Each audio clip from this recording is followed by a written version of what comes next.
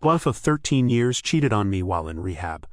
My wife and I have been married for 13 years, and we have 3 small children under the age of 8.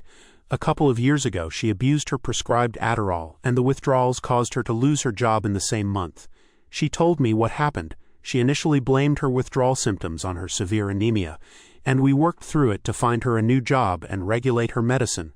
I would control the supply and the distribution of the pills.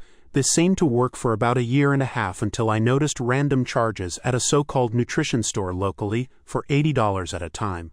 I asked her about it and was told it was a case of energy drinks that she kept at work. I later found out it was bottles of this stuff called Nitropics that contains tianeptine. It is referred to as gas station heroin.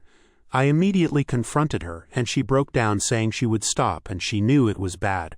Fast forward 6 to 7 months later, she calls me saying she is having issues breathing and is shaking violently. Her coworker drives her home, and she lies over and over until I get the truth that the nutrition store is no longer selling those pills, and she took 60 Stacker 2 pills at a time. I got her family involved and she accepted going into inpatient rehab.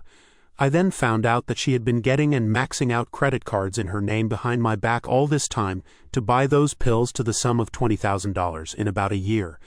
I told her we would work through it, and to just get herself clean and see a professional.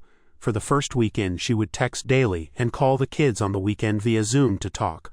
All was fine as far I knew. The second week was the first family therapy session, and I went in person. It was a half hour of her telling me how shitty I was to her in our marriage. I was flabbergasted. She wouldn't even look at me the whole time and had her back to me.